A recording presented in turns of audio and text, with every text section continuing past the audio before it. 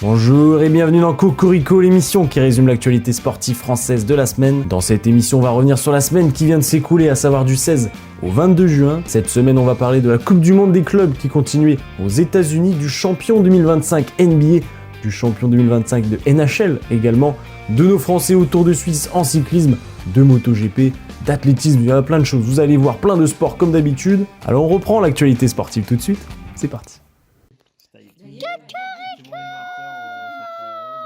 La première Coupe du Monde des clubs de l'histoire se déroule aux États-Unis. Alors toutes les équipes ont déjà joué 2 matchs. Rapidement, Paris a perdu son deuxième match contre Botafogo et doivent gagner contre Seattle ce soir 21h pour se qualifier. L'Inter Miami a surpris tout le monde en battant Porto et c'est évidemment Messi qui a offert la victoire sur un coup franc 2-1.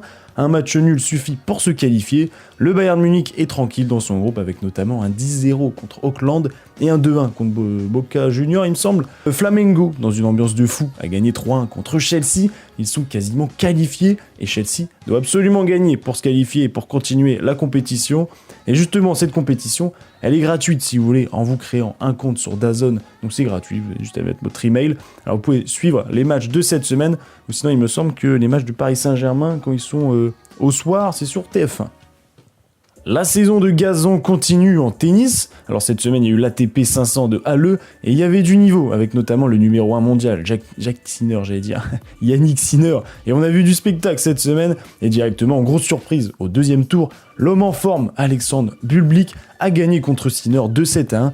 Puis il a battu Matchak, Kachanov et il a retrouvé en finale Medvedev, vainqueur notamment de Zverev. Et la finale étant sens unique, Bublik remporte son 5e trophée en carrière, le 2e à Halle, et il montre un excellent niveau sur gazon. Hâte de le voir là sur la suite du gazon justement, et à Wimbledon, ça arrive. Autre tournoi masculin, c'est l'ATP 500 du Queens à Londres. Alors autant à Halle, c'était serré, au Queens un peu moins. On a vu le français Corentin Moutet remporter un match titanesque contre Fritz, 4e mondial. L'autre français Rinderknecht est allé jusqu'en quart de finale. Alors on va retrouver le récent vainqueur de Roland Garros, Carlos Alcaraz, en finale contre Leeka. Et l'Espagnol a galéré pour en arriver là, mais il reste quand même le meilleur, victoire 2-7-1 en finale et 27e titre pour lui. On bascule côté féminin avec le WTA 500 de Berlin, et grosse sensation durant ce tournoi, Sabalenka, la numéro 1 mondiale, a perdu en demi-finale face à Vondrousova. La 164e mondiale a affronté la chinoise Wang Xin en finale et 49e mondiale. Donc franchement une finale 100% surprise, et après 2h20 de jeu, la Tchèque remporte le tournoi et le match 2-7-1. Il y a aussi eu l'ATP 250 de Nottingham et c'est Kessler, l'américaine, qui a remporté le tournoi en battant en finale Yastremska 6-4, 7-5. Et cette semaine, les qualifications de Wimbledon démarrent, ça on l'attendait. Et l'ATP 250 d'Eastbourne en masculin et en féminin, le 250 de Majorque pour les hommes et le WTA 250 de Bad Hambourg, donc en Allemagne. Voilà, vous avez de quoi suivre avant Wimbledon la semaine prochaine.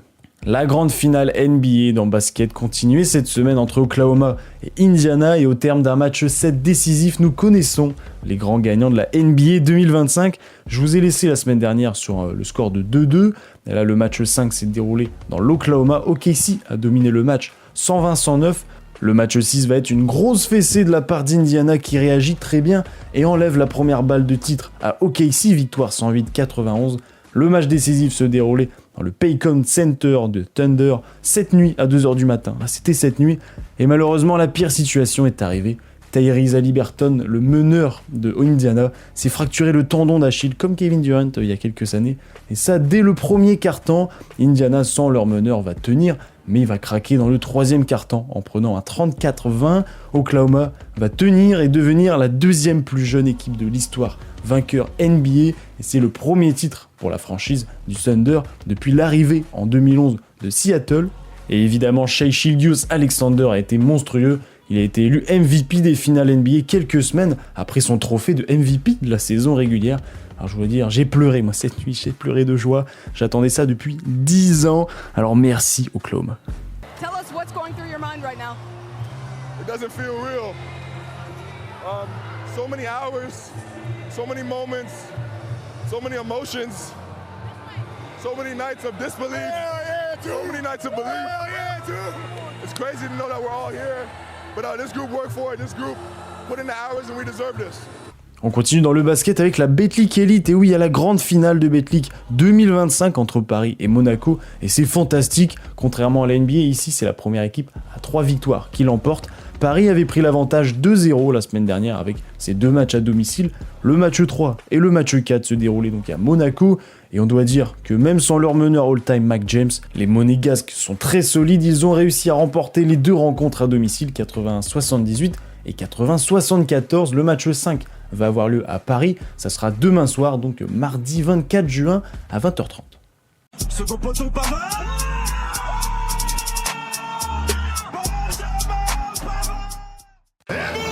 C'était le 9e Grand Prix pour la MotoGP ce week-end en Italie. Marc Marquez a remporté le sprint au samedi et empoche les 12 points. Il a également démarré en pole position. Et qui dit Italie dit boost d'énergie pour le tenant du titre, Francesco Bagnaia, qui a besoin de points dans la course au titre. Et durant la première partie de course, on va pas être déçu. Alors, je regarde pas depuis si longtemps que ça la MotoGP, je dirais 3-4 ans, mais j'ai rarement vu des dépassements aussi importants. Et entre tous les prétendants au titre, donc c'est incroyable. Et jusqu'à la mi-course en plus, Marc Marquez, Alex Marquez et Bagnaia se font la guerre pour la première place avec des tentatives de dépassement à chaque virage. La place de leader de la course ne fait que changer, donc c'est trop bien. Et au 9e tour, malheureusement, Viñales se fait pousser par Morbidelli.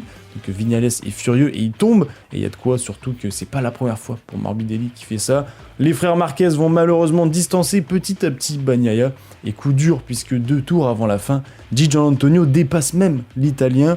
Et comme son numéro 93, Marc Marquez signe sa 93e victoire en carrière, toute compétition confondue.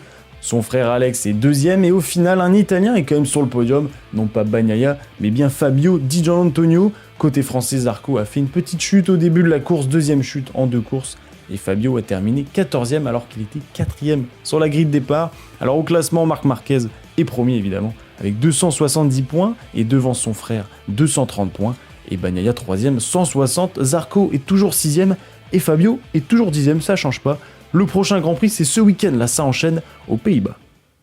On part en rugby parce que les phases finales de Top 14 continuent ce week-end et on a les demi-finales. Le premier match entre le Stade Toulousain et Bayonne, victoire toulousaine 32-25 avec notamment 22 points de Ramos au pied, monstrueux. Et le deuxième demi entre Bordeaux et Toulon, victoire de Bordeaux 39-24. Ils ont dominé chaque mi-temps. Alors la finale de cette année, bon elle est logique, de toute façon c'est les 2 meilleurs de la saison qui vont s'affronter. Et le combat entre Toulouse et Bordeaux sera ce samedi là, à 21h. Jusqu'à ce dimanche se tenait le WTT Contender de Ljubljana en ping-pong. On y a retrouvé 6 Français dont les frères Lebrun et Simon Gauzy. Seuls Alexis et Félix vont passer au minimum 2 tours. Et ça fait plaisir de revoir Alexis à un excellent niveau après sa blessure, puis son court passage au championnat du monde de Doha. On va le retrouver en demi alors qu'il a gagné ses matchs 3-1, 3-0 et 3-2. Il affrontait le Brésilien Hugo Calderano, numéro 3 mondial. Le combat va être serré, Alexis gagne 2-0, mais va malheureusement s'incliner 3-2. Très rageant pour lui, il a même ragé à la fin de toute façon. De l'autre côté, le petit frère Félix va gagner 3-0, 3-1, 3-1 avant sa demi, qu'il va aussi expédier 3-1 contre Turkic. La finale sera donc contre Calderano en 4-7. Le Brésilien est bien au-dessus en début de rencontre, 2-0, mais Félix revient à 2-2 puis s'incline. Logiquement, on va dire c'est un 4-2. On y a cru, mais Hugo était meilleur et on a quand même vu un superbe niveau de jeu durant la compétition des 2 frères.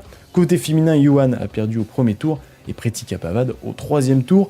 En double, les frères Lebrun, numéro 1 mondial, je vous rappelle, sont allés jusqu'en finale. Ils ont affronté la paire sud-coréenne Han et Lim.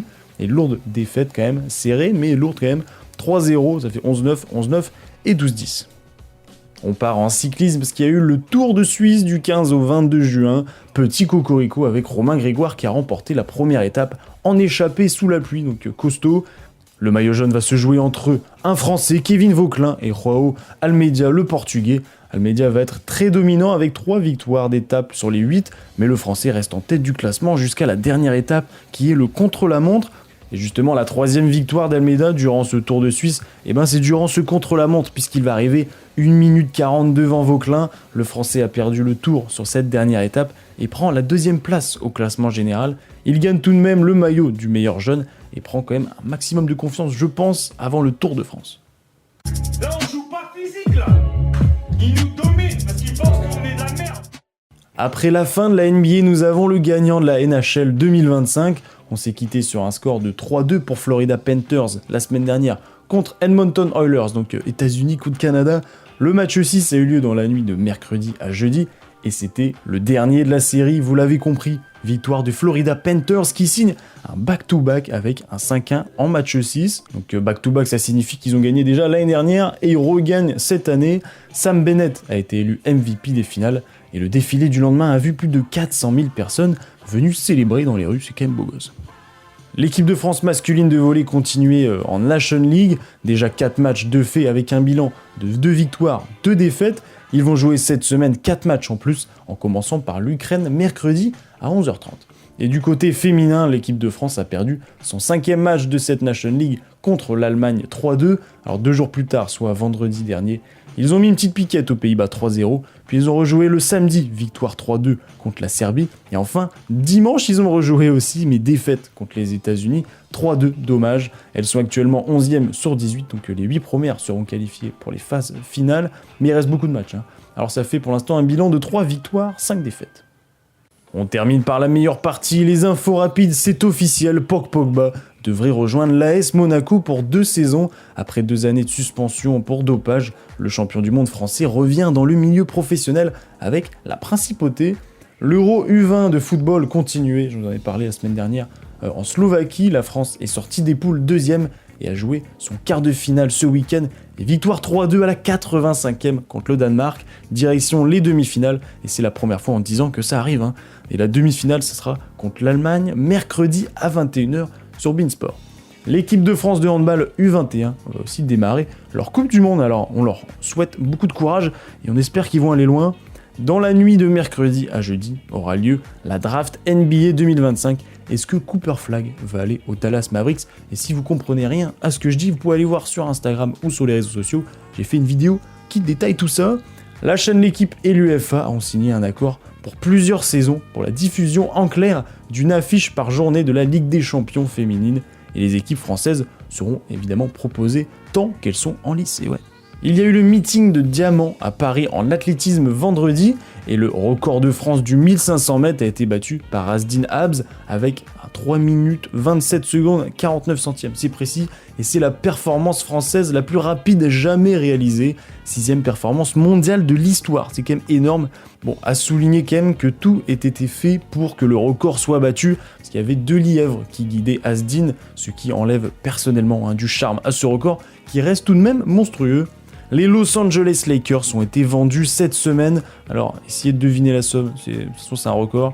La somme, 10 milliards de dollars. C'est tout simplement un record. Et je vous en avais parlé il y a quelques mois de la vente de Boston Celtics, une autre équipe de NBA qui avait fait déjà un record, 6 milliards de dollars. Et là, on est quasiment au double. Mark Walter, le nouveau proprio, connaît bien le monde du sport, puisque c'est le propriétaire des Los Angeles Dodgers. Et la famille Buss plutôt en américain, avait acheté la franchise en 79 pour 67 millions de dollars. Donc voilà qui fait un beau pactole quand même pour Jenny Buss, la fille du mec qui avait acheté Monsieur Buss, quoi. Cette semaine, on a eu lieu les championnats de France de natation et un nom reste en tête, Maxime Grousset, le nageur de 26 ans, a tout raflé, l'un des meilleurs sprinteurs de la planète. Alors Léon Marchand n'était pas présent, mais il en reste pas moins que Maxime a remporté le 100 mètres papillon avec un record de France, le 50 mètres papillon, le 100 mètres nage libre et le 50 mètres nage libre. Mais alors je sens que je l'ai vraiment bien fait et bien contrôlé. J'étais franchement relâché le premier 50. J'ai senti que je les ai mis dans le vent dès le premier 25. Enfin, je me sentais bien sur 100 mètres. Et là, cette année, le papillon, on va dire que je vole, quoi. Johan Brouard a également bien performé et côté féminin, Anastasia Kirpechnikova a survolé la compétition longue distance avec une victoire en 400 mètres, en 800 mètres et aussi en 1500 mètres. Je crois qu'après avoir vu ça, on peut mourir tranquille, enfin le plus tard possible, mais on peut. Ah, c'est superbe. Quel pied, ah quel pied. Oh putain. Oh là là là là. Cocorico épisode 80 est maintenant terminé, j'espère qu'il vous a plu. 80, ça fait beaucoup, c'est un beau nombre quand même, et on se rapproche des 100, ça c'est exceptionnel. Alors cette semaine au programme, il y a le PSG qui joue son match de Coupe du Monde des clubs contre Seattle, le Stade Toulousain contre Bordeaux-Bègles, donc samedi 21h, il ne faut surtout pas louper. Là le Grand Prix de Formule 1 en Autriche, et aussi le Grand Prix de MotoGP aux Pays-Bas ce week-end. Donc il y a beaucoup de sports mécaniques, de rugby, de football, il y a aussi le volleyball toute la semaine avec la National League. Vous avez de quoi regarder du tennis, il y a beaucoup de compétitions également. Là vous avez le choix. Mais n'oubliez pas, je sais que vous connaissez la phrase, c'est bien de regarder le sport, mais c'est mieux de pratiquer. Allez-y, il fait beau là, il fait super beau. Allez faire du bien à votre corps, là, votre corps de beau gosse pour l'été. Et vous allez voir, il va vous remercier de toute façon. N'oubliez pas non plus de vous abonner, de liker, de partager. Bah, vous connaissez la chanson, mais vu que c'est une petite chaîne, on sait jamais. Ça peut peut-être grandir et ça peut plaire à d'autres personnes, j'en suis sûr. En tout cas, je vous souhaite une bonne journée, une bonne soirée, une bonne ce que vous voulez, une bonne semaine sportive aussi. À la semaine prochaine. Au revoir. Tu veux dire Cocorico? Oui. Cocorico.